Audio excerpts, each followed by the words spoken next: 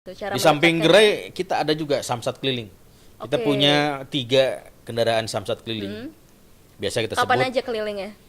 itu samsat samling ya. Samling. Terkenal. Samsat Samling keliling. 1, samling 2, samling Samling 3, 3. namanya gitu misal. Ya, di wilayah-wilayah seperti itu. Yang perlu kita jemput, kita jemput. Ada yang juga memang samsat keliling ini standby di perusahaan-perusahaan, Oke. pabrik-pabrik untuk mendekatkan kita Pada dengan mereka ya. wajib pajak. Intinya adalah kita ingin memudahkan mereka. Karena program itu kan kalau hanya sebagai sebuah teori pemikiran dan sebagainya, tapi lemah diimplementasi, ya agak sulit juga untuk kita laksanakan ya, Tasifa ya. Ya kan? Intinya adalah ketika kita punya ide, punya inovasi, gagasan, bagaimana implementasi di lapangan.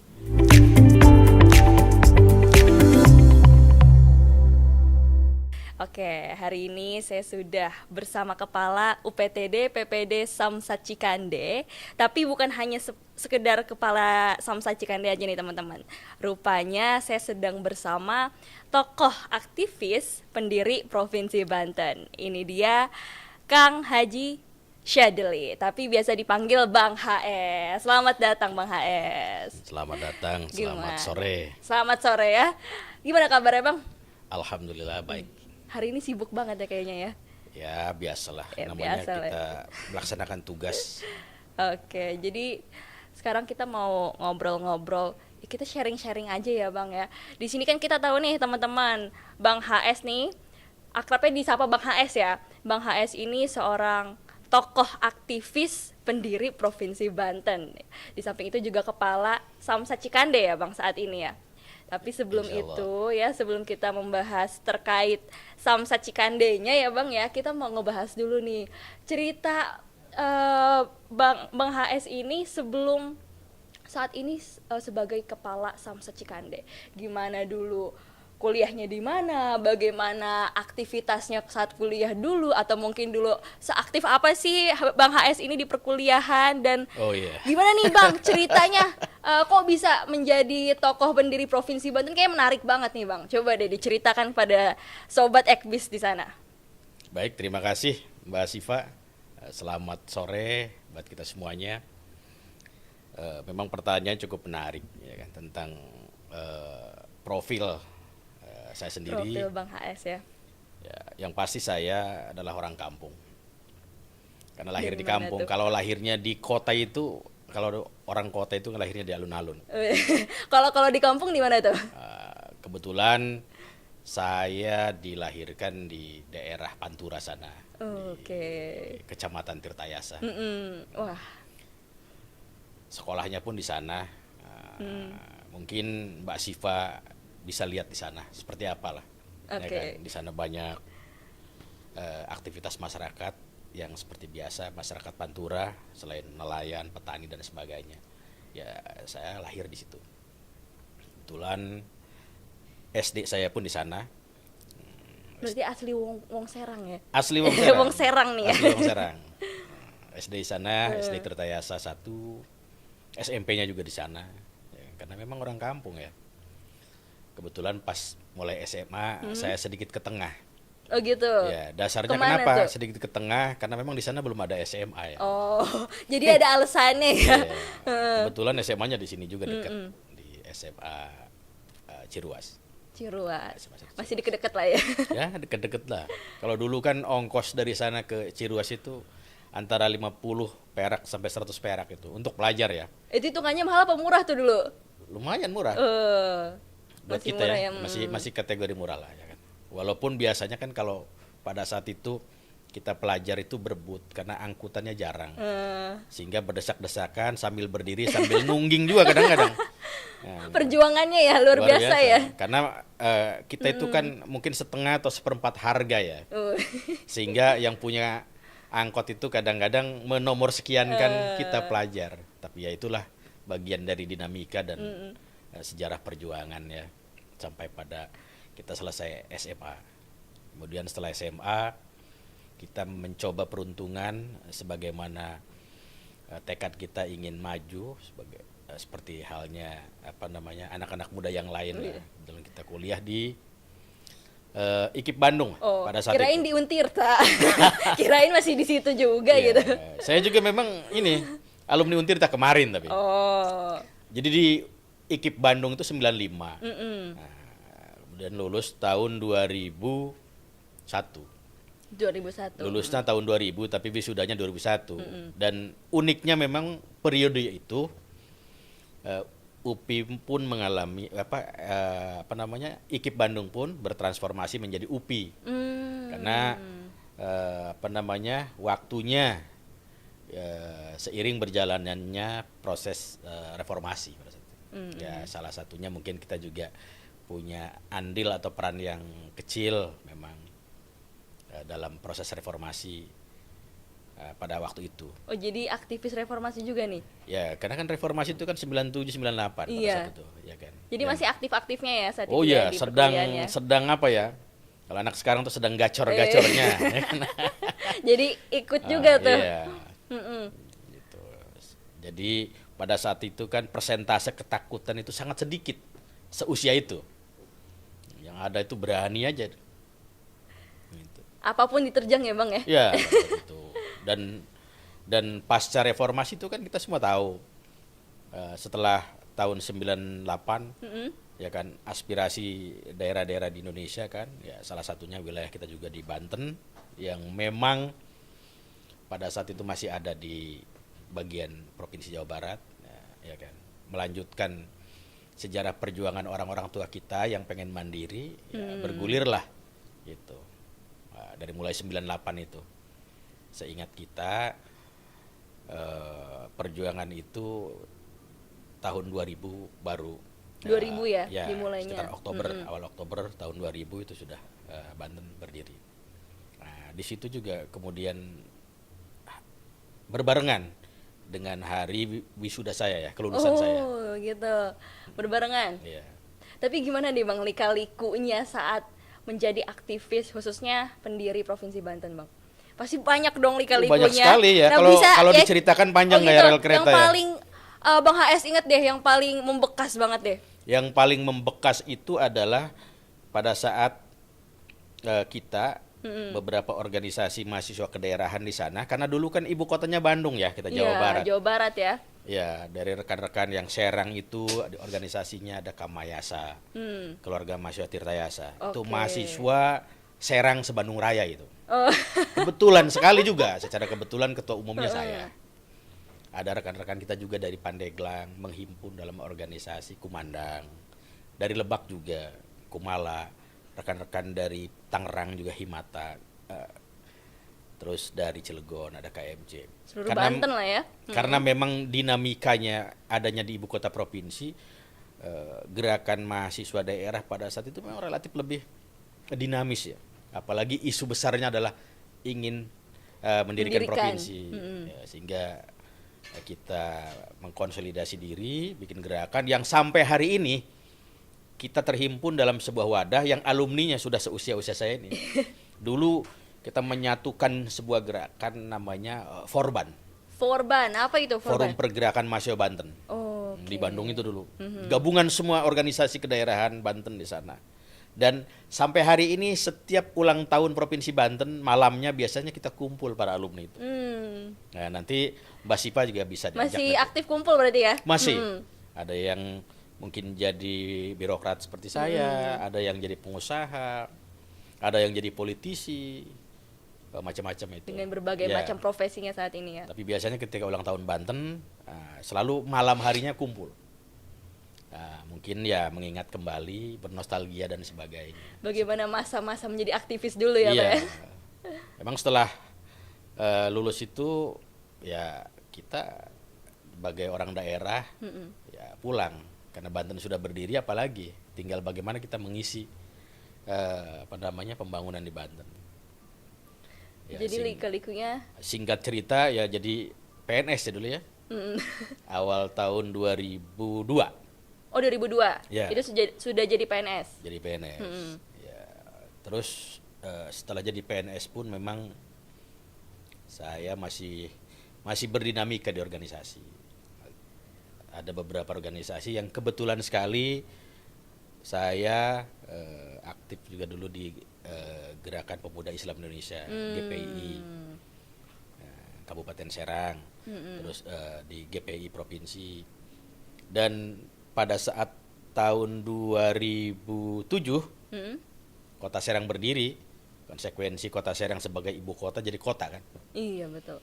Nah, 2007, 2008 kebetulan saya menjadi ketua KNPI pertama Kota Serang. Oh, luar biasa. 2008, 2011. Sambil juga kemudian ikut berdinamika di KNPI Provinsi.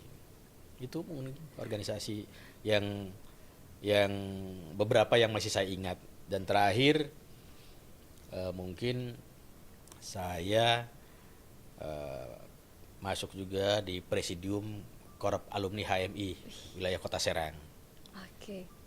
Pada saat itu saya ingat betul presidiumnya selain saya itu ada politisi, itu Ibu Encop, ada dosen, ya. Itu Bu Ika, Bu Eka, Pak almarhum Pak Wakil Wali Kota Pak Sulhi juga. Oke. Nah, kalau tidak salah itu. Ini panjang ya Panjang perjalanan Bang HS ini menjadi aktivis nih. Tapi apa deh yang membuat Bang HS ini kayaknya suka banget terjun di dunia aktivis padahal punya resiko yang sangat besar kan? Dan apakah orang tua nggak khawatir gitu Bang di rumah? Ya, orang tua kan hanya membekali kita semangat. Semangat untuk terus bersilaturahim dengan siapapun, karena dengan kita banyak bersilaturahim kan panjang umur ya kan, murah, dimurahkan rezekinya ya kan, dan yang pasti kita banyak saudara dan banyak teman.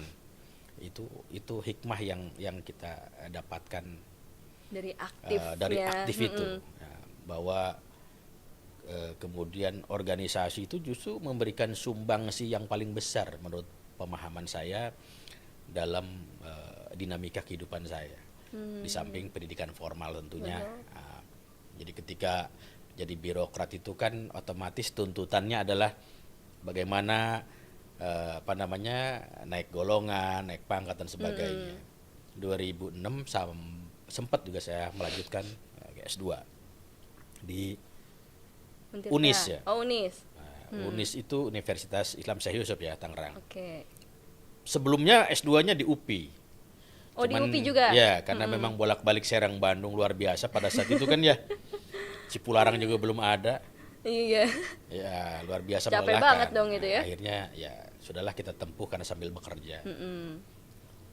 Terakhir mungkin kemarin saya juga alhamdulillah baru menyelesaikan studi S3 saya di Untirta. Jadi saya kuliah di 3 perguruan tinggi yang berbeda. Tapi itu ambil jurusan apa aja deh, Bang? Nah, yang menarik memang saya dari dulu tidak lepas dari kecintaan saya terhadap tanah kelahiran saya di Banten. Nah, apa tuh? Bahkan waktu S1 pun saya ngambil sejarah. Wah. Padahal menarik, SMA-nya saya fisika. Oh, gitu. Iya. Ya masih nyambung dikit lah. 0,1% lah. Ya, nyambung dikit lah kalau disambung-sambungin gitu, disambung-sambungin lah. Bahkan skripsinya pun sama tentang sejarah Banten. Sejarah Banten berarti ya. Hatam betul ya berarti di sejarah betul, terutama Banten. Tentang Jawara. Mantap. Saya ini orang yang senang dengan tema-tema Jawara. Karena itu sesuatu yang unik, sesuatu yang menarik untuk kita bahas sebagai putra daerah. Karena itu dianggap sebagai sebuah ikon kita dalam konteks local wisdom. Jawara. Kearifan lokal Banten yang tidak dimiliki daerah lain itu salah satunya adalah Jawara. Jawara itu sendiri ya. Jawara itu sendiri. Karena S3 pun kemarin terakhir sama sejarah saja. Juga? Disertasi saya pun tentang nilai-nilai Jawara. Cuman dalam konteks implementasi nilai Jawara dalam manajemen pendidikan tinggi. Oke. Gitu, nilai-nilainya, value-nya. Sejarah Banten ini udah ngelotok banget ya di. Tidak juga sih. Kalau tidak terus-terusan belajar kan lupa juga ya. Ya lupa juga karena kan keseharian kita. Tapi kita sekarang tahu nih backgroundnya Bang HS nih adalah sejarah ya, sejarah Banten ya khususnya ya Bang ya. Sejarah lokal ya. Sejarah lokal ya. Wisdom gitu. Tapi sekarang di Samsat ini masih nyambung lah ya. Ya kita sambungin lagi aja ya. Karena bagaimanapun juga kan ini bagian dari tugas ya. Betul. Namanya kita ditugaskan di sini ya kita harus banyak menyesuaikan kita belajar juga tentang bagaimana sih tentang dunia kesamsatan, pajak kendaraan bermotor dan sebagainya. Walaupun sepanjang karir saya sampai hari ini lebih kurang 23 tahun ya.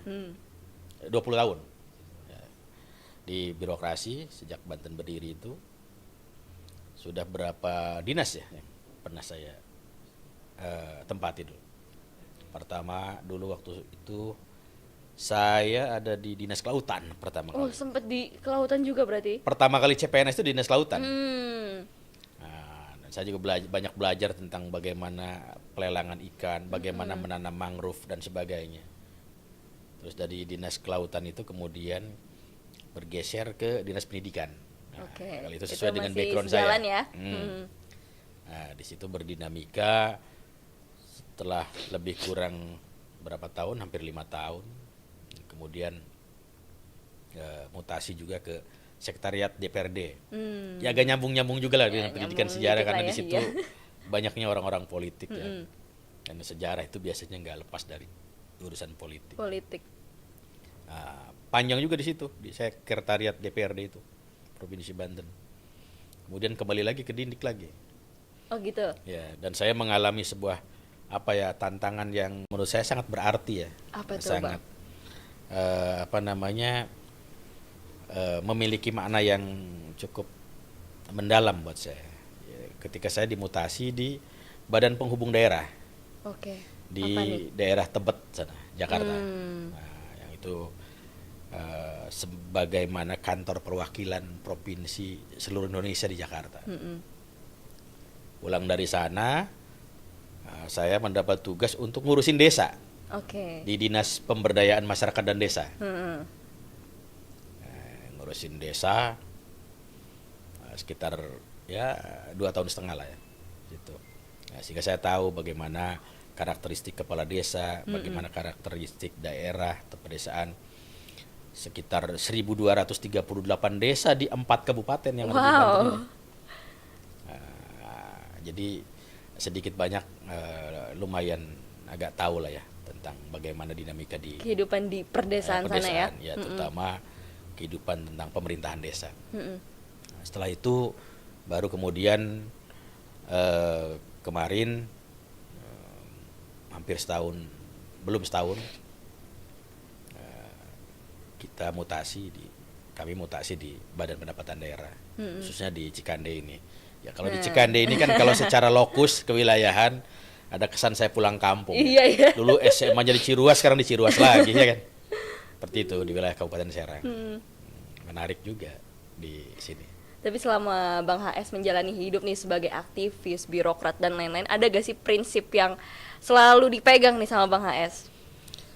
Prinsip saya sebetulnya sederhana saja. Apa tuh? Kita mengalir saja. Dimanapun kita bekerja, ya di situ kita tempat kita belajar. Di mana bumi dipijak, di situ langit dijunjung. Artinya bahwa yang terpenting itu adalah tanggung jawab yang diberikan kepada kita sebagai seorang pegawai. Ya kita tunaikan semuanya. Tentunya hal-hal yang belum kita tahu kita harus belajar supaya tahu. Yang kita sudah tahu ya kita tularkan juga, kita estafetkan kepada rekan-rekan kita, bawahan-bawahan kita, pegawai kita, sehingga penting sekali kemudian kita berbagi ilmu dengan yang lain. Jadi bagi Bang HS belajar itu sepanjang hayat. Oh iya, saya belajar sepanjang hayat. Dan ilmu-ilmu yang sudah yang ada nih di kita, kita manfaatkan kepada yang lain gitu ya. Bahkan di sela-sela pelayanan seperti ini kan kita kadang saya sebagai pimpinan, kalau di sini biasa KUPT ya, kepala unit dan sebagainya, daripada kadang-kadang kosong dan sebagainya, biasa baca-baca buku di meja. Oh gitu. Ya. Sering ada kegiatan seperti itu di sini? Iya, bernostalgia aja, membuka lagi bagaimana filsafat Barat dan sebagainya ya kan. Ya, hal-hal seperti itu kan harus terus diasah ya. Betul. Kalau nggak nanti pudar ya Bang ya. Bukan pudar saja, tumpul nanti. Lupa ya langsung semuanya. Iya. Oke nih, kita udah berbicara banyak mengenai bagaimana sosok Kang HS ini nih ya.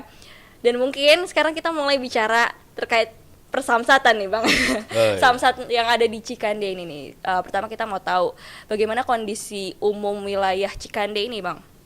Ya, pertama kali saya ke sini yang saya bayangkan itu Samsat Cikande itu sebagaimana Samsat berdasarkan wilayah administrasi.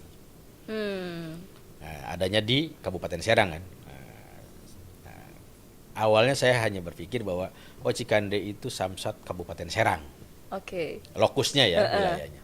Ternyata, Nah, setelah didalami di sini ternyata di Samsat itu cukup menarik juga. Jadi banyak nih yang menarik kan apa ya? namanya lembaga lain juga yang ada di dalamnya. Karena terus terang aja memang saya belum pernah di Bapenda itu ya apa di Samsat itu. Baru Ini pengalaman baru ya berarti pengalaman ya? pengalaman baru sekali. Jadi Cikande ini ternyata Samsatnya eh, secara wilayah hukum Mm-mm. Kabupaten Serang itu ada 3 wilayah hukum. Oh Teh gitu. Sifa. Wilayah hukum Cikande ini wilayah hukum Polres Serang. Mm-mm. Tapi wilayah Kabupaten Serang yang lain itu sekitar 7 kecamatan ada di wilayah Polres Kota. Oke. Dan 5 kecamatan yang lain itu ada di wilayah Polres Cilegon. Wah, Cukup menarik nih. Jadi Iya. yang ada di wilayah Polres Serangnya sendiri sekitar 17 kecamatan di Serang Timur sini ya. Dari mulai Baros sana sampai ke ujung Tanara sana ya. Nah, gitu. Jadi secara wilayah hukum Cikande ini Samsatnya ada di 17 kecamatan. Itu. 17 kecamatan Ya. ya. Dari 29 kecamatan di Kabupaten Serang. Jadi ada 17 titik itu aja ya. Ya. Mm-mm. Dan Secara gimana? wilayah hukum ya. Karakteristik masyarakatnya nih Secara umum terhadap bayar pajak bagaimana nih? ya secara umum sih sebetulnya hampir sama saja ya. Ini kan tergantung bagaimana karakter tipikal masyarakat kita secara umum, masyarakat kota, masyarakat urban, masyarakat pedesaan dan sebagainya. Mungkin dari Sabang sampai Merauke juga mungkin hampir sama lah ya. Adapun di Cikande ini Apakah ada kesadarannya juga deh terhadap masyarakat pajak? yang mungkin karakternya masyarakat industri, agak kota, dan itu memang cenderung secara ekonomi lebih pasti, lebih mapan ya, sehingga tingkat kesadaran untuk membayar pajaknya juga lebih tinggi. Berarti tingkat kesadaran orang-orang Cikande ini tinggi nih ya? Ya, cuman ada juga sebagian wilayah yang memang masih agraris, ya kan, daerah apa namanya nelayan, daerah pertanian dan sebagainya. Itu yang memang kita pahami semua mata pencahariannya dari apa namanya lahan-lahan yang mereka miliki dan sebagainya. Sesungguhnya sih sebetulnya bukan karena mereka tidak taat ya. Tetapi Ya memang secara ekonomi memang masih kurang masih gitu ya. perlu Keterbatasan berbagi ya. dengan kebutuhan-kebutuhan pokok yang lainnya. Nah, sehingga tantangannya di situ. Terus bagaimana terus kita melakukan sosialisasi, penyadaran tentang kewajiban kita sebagai wajib pajak untuk membayar pajak. Tapi ngomong-ngomong, apakah ada program unggulan nih, Bang, untuk Samsat Cikande ini? Apa aja program unggulannya nih? Ya sebetulnya program yang kita jalankan sih utamanya adalah bagaimana program ini kemudian bisa efektif dan efisien. Karena menurut saya program ini kan harus ditunjang juga oleh banyak apa namanya faktor, Betul. terutama fasilitasinya dan sebagainya dan sebagainya. Karena program itu kan kalau hanya sebagai sebuah teori pemikiran dan sebagainya, tapi lemah diimplementasi, ya agak sulit juga untuk kita laksanakan ya, Tasifa ya. Ya kan? Intinya adalah ketika kita punya ide, punya inovasi, gagasan, bagaimana implementasi di lapangan. Menurut saya yang terpenting itu adalah bagaimana kita memberikan pelayanan yang terbaik.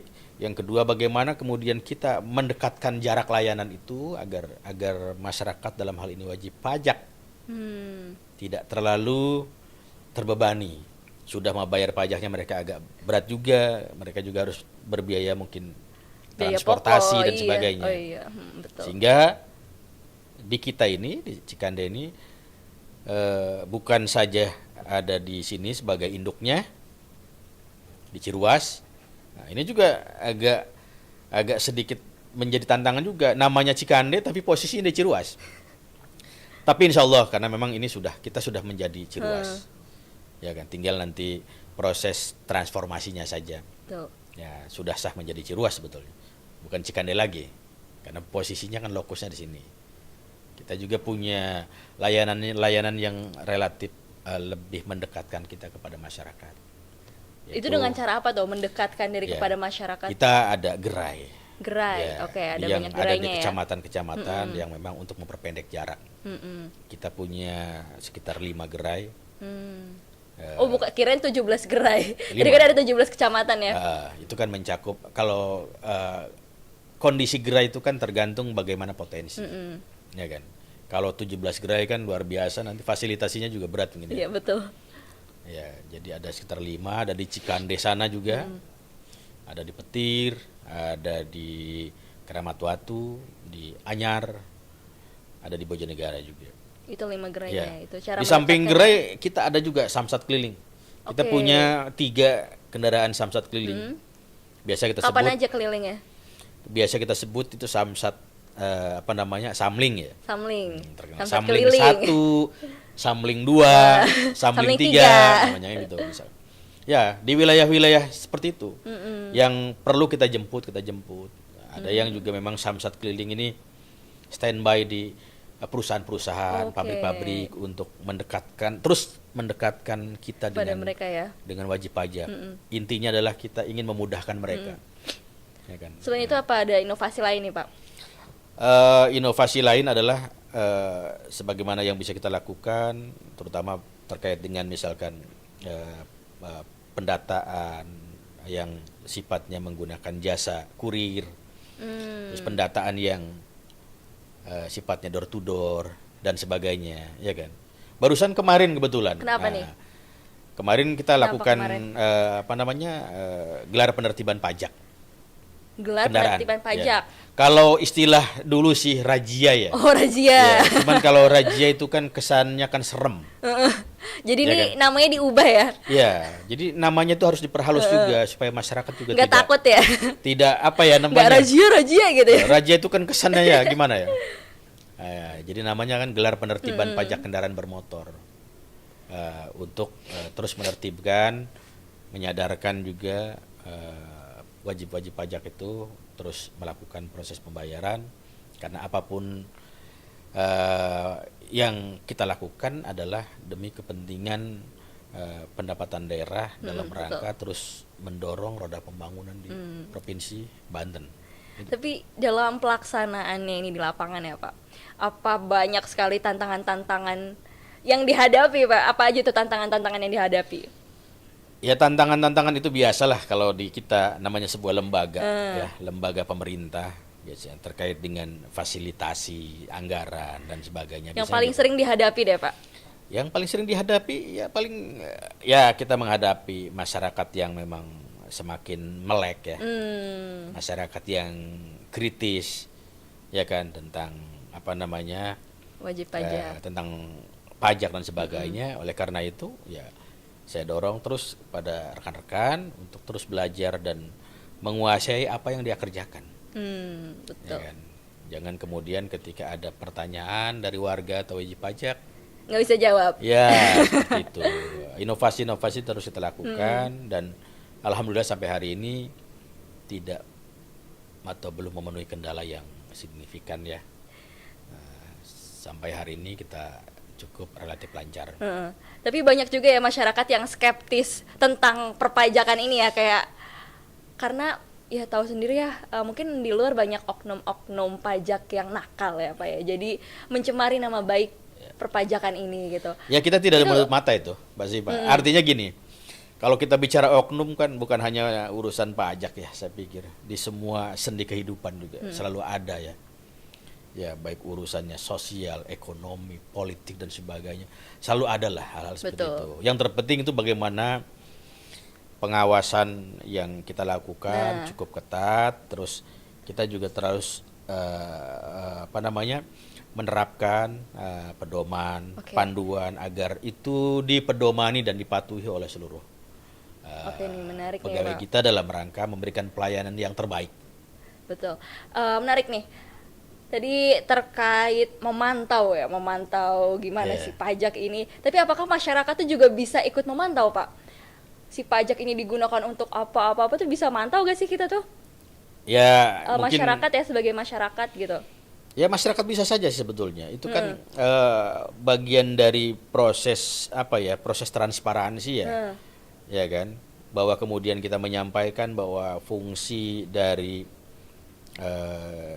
kegunaan mengumpulkan pajak ini adalah untuk mendanai pembangunan. Ya kan? Proses pembangunan itulah yang kemudian masyarakat juga kita harapkan juga ikut memantau dan mengawasi. Ya. Seperti apa hasilnya, seperti itu. Tapi itu kita bisa lihat dari mana gitu untuk memantau hal-hal seperti itu? Ya banyak sih saluran seperti itu ya. Tapi itu kan memang bukan kemudian menjadi tupoksinya kita ya. Okay. Mungkin ada lembaga lain dalam hal ini, entah itu melalui lembaga legislatif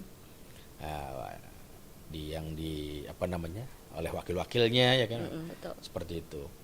Baik juga mungkin dari lembaga-lembaga di kita di Provinsi Banten untuk menyampaikan informasi-informasi terkait dengan penggunaan anggaran pajaknya ya. Itu.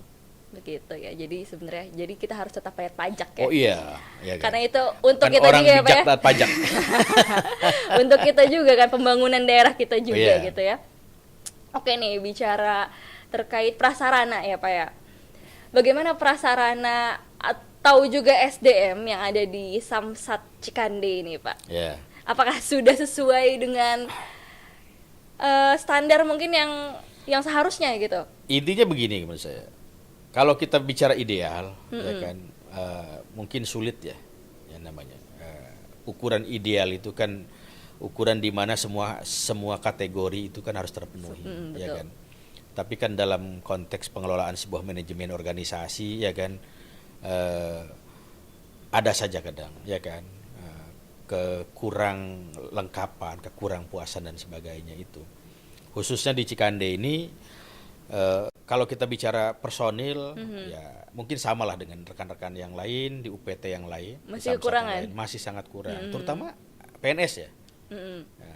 Yang PNS di kita ini, kalau tidak salah itu personilnya sudah cukup ya.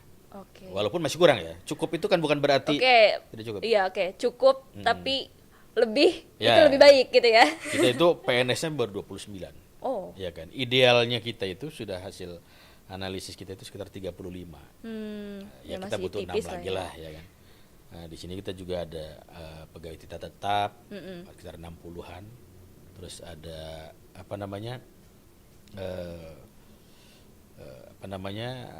outsourcing ya, outsourcing. Ada sekitar 10. Ya, itu kekuatan squad kita lah yang ada di Cikande ini. Terkait dengan sarana prasarana ya seperti ini Mbak Siva kondisinya. Dan khususnya Cikande itu sebagai salah satu UPT yang ada di wilayah Polda Banten. Kebetulan di sini kita juga menjadi samsat percontohan. Oh gitu. Ya. Terkait dengan pelayanan publik, terkait dengan zona integritas. Nah, biasanya Cikande. Karena sekretariat pembina samsat juga ada di sini. Adapun sarana gedung ya ini seperti ini. Mungkin kita satu-satunya samsat yang punya lift ya. Oh gitu. Ya. Yang lain nggak ada ya liftnya ya? Lewat belakang. Ini tadi iya benar Ya, ada liftnya ya. Ya, fasilitas itu juga sangat membantu. Sudah nyaman ya, berarti. Tinggal bagaimana kita biasanya memaksimalkan melakukan perawatan terutama ya. Perawatan dan pemeliharaan yang baik agar semuanya itu menjadi baik dan menunjang seluruh aktivitas pelayanan di kantor kita ini. Oke, sip. Berarti prasarananya sudah mencukupi, tapi kita lihat nih hasil kerjanya. Apakah yang didapat oleh Samsat Cikande ini, pemasukan pajaknya ya, dari tahun ke tahun atau mungkin bulan ke bulan sudah mencapai target? Alhamdulillah memang berkat kerja keras rekan-rekan sekalian, ya kan. Ya, ini bukan karena orang per orang. Tim, kita dalam menggerakkan sebuah organisasi itu tidak ada istilah orang per orang. Semuanya adalah teamwork, ya kan. Saling berkesinambungan, ya kan. Saling terkoneksi satu dengan yang lainnya. Kita tahun kemarin pun kita alhamdulillah tercapai dengan baik, cukup baik.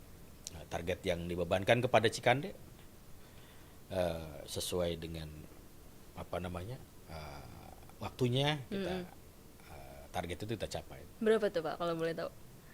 Tahun ini kita itu sekitar targetnya sekitar 353 miliar. Nah, dan per hari ini, per hari kemarin itu capaian kita itu sekitar 60 miliar. Wow. Atau lebih kurang Oke. 16,7%. Ini di bulan Maret. awal Maret ya. Awal Maret ya. Anggaplah Februari ya. Gitu ya. Nah, awal Maret. Ya kalau kita estimasi 10 bulan ke depan ya doain sajalah. Semoga tercapai ya. Nah, gitu. 350 miliar itu. Ya. Karena tahun kemarin pun kita alhamdulillah tercapai. Tercapai juga. Ya. Adapun di Cikande ini salah satunya target yang terbesar item pajaknya adalah pajak air permukaan. Air permukaan berarti Ya. besar potensinya ya. Jadi selain pajak kendaraan bermotor kan di UPT itu ada pajak air permukaan. Dan Cikande ini targetnya paling besar, kita sekitar hampir 13 miliar. Wow, itu untuk Ya, biasanya nomor 2-nya kalau tidak salah yang rekan-rekan di Cikokol ya. Ya, Cikokol sekitar 10 ya. Nah, yang lainnya di bawah. Dan tiap tahun alhamdulillah kita selalu tercapai ya. Ya. Oke, sip deh. Kalau gitu karena kita sudah di penghujung waktu nih Bang HS Ya. ya. Kita sudahi dulu ngobrol-ngobrolnya dan mungkin nanti akan dilanjut lagi nih. Ya, boleh. Kalau ada pertemuan lagi kita ngobrol lagi ya Bang ya. Sebelumnya terima kasih banyak untuk Bang HS. Dan sebelum kita tutup nih Bang, boleh dipersilakan dulu Bang HS untuk memberikan closing statement kepada Sobat Ekbis dan masyarakat di luar sana. Oke, baik, terima kasih para pemirsa. Kita di Cikande berharap bahwa keberadaan Samsat Cikande ini bisa memudahkan masyarakat dalam rangka melakukan proses pembayaran pajak, dan kita harapkan bahwa kesadaran kita untuk terus melaksanakan kewajiban membayar pajak itu terus meningkat, dan ini akan memberikan manfaat sekali buat pemasukan, buat pendapatan daerah dalam rangka upaya kita, pemerintah Provinsi Banten khususnya, melakukan proses-proses pembangunan agar pembangunan kita ini berjalan dengan lancar, baik, dan berkesinambungan. Amin. Itu mungkin demikian, terima kasih. Assalamualaikum warahmatullahi wabarakatuh. Waalaikumsalam.